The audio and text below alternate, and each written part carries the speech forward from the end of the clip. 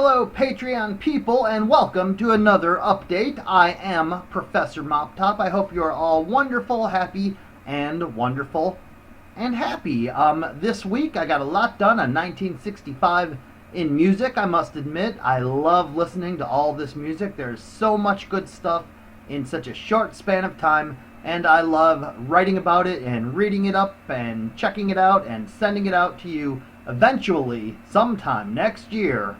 This will all wind up in a lovely book of a textbook Beatles, Volume 3, which is going to be all about 1965 and the Beatles, and the big section about the other music that came out in the year is going to be a pretty big, sizable chunk of the book itself. There's a lot of cool stuff. There's some one-hit wonders that cracked through that weren't super popular, although some of the members of some of these bands would go on to have very good careers, like the McCoys, who had Hang On Sloopy, Wayne Fontana and the Mindbenders. You can't really consider them a one-hit wonder, but in 1965 there was a possibility that maybe The Game of Love would be all that they had. There's also the Toys, who had A Lover's Concerto, which was a song that was very directly inspired by the Beatles. You'll hear all about that. In this week's very special audio, you're going to get 4 hunks all together. 3 of them are all about Come Together, which was John Lennon's first contribution to the Abbey Road sessions. You get to hear all about Come Together. I'm also going to send you a little bit about elections. You might be saying, what? The Beatles and elections? Well, just you stay tuned. For Come Together, you'll get to hear all about how Dr. Timothy Leary played a part in it. Not exactly someone who you think is a real Beatle type of guy, but you'll hear it from the professor. You'll hear how Chuck Berry played a very important part in Come Together with the song You Can't Catch Me.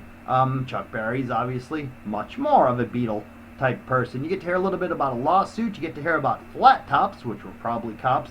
You get to hear about Sergeant Norman Pilcher, who was a drug cop in London. He loved arresting Rolling Stones and other hip British drug people in the 60s. He arrested George Harrison and his wife Patty on the day of Paul McCartney and Linda Eastman's wedding. You get to hear about a little bit of time in between the finishing of the Let It Be sessions and the official beginning of the Abbey Road recordings. They all spent a little bit of time apart. This is when John and Yoko got married. This is when Paul and Linda got married.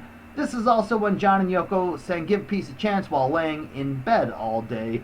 You get to hear about Ronald Reagan. You get to hear a little bit about Tommy Smothers as well. So you get to hear about a lot of people involved in Come Together. At the beginning of Come Together, you hear John Lennon say, shoot me, while he claps his hands. You can't really hear the me as well because of the echo that is placed over his hand claps, but you get to hear a little bit of stripped down audio where you could hear John yelling, shoot me. It's very weird. There was some cool overdubs on Come Together. There's some tambourine and maracas.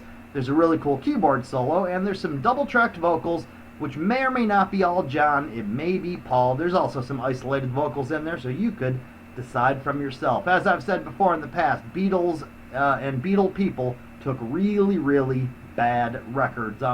Now, for the keyboard solo, during the rehearsals, Paul McCartney was playing it, and John really liked it, and he really dug it. And when it became time to record it for the album, John said, okay, Paul, scoot over, I'll play it. And since it was John's song, John got to decide who played it. Paul just shrugged it off and, played nice. We're not sure who sings the vocal. We get to hear a lot about the lyrics as well, such as who is it about? Is it about John and Yoko? Is it about John and Paul? Is it about John and all the other bandmates? Who's a holy roller? Who has no shoe shine? Key bag production, which is probably Yoko in a bag. And we like to talk about things like what exactly 1 and 1 and 1 is 3 actually means. As I was saying about the presidential election, in 1964, right when the Beatles first struck America, Ringo was the popular one right away. The girls loved him, the guys loved him, he was fun, he was charming, and in 1964 there was a presidential election. You'll get to hear all about Professor Moptop talking about that presidential election, and you'll get to specifically hear about Ringo being elected for president in 1964. Who knows? He might have done a very good job because he's the world's greatest drummer. He might also have been the world's greatest president. Thank you so much. As always, Patreon people, I will update you again next week. I hope you have a nice Halloween. I hope you're happy, healthy, warm, or whatever else you want to be. Thank you so much for everything always. I am Professor Mop Top.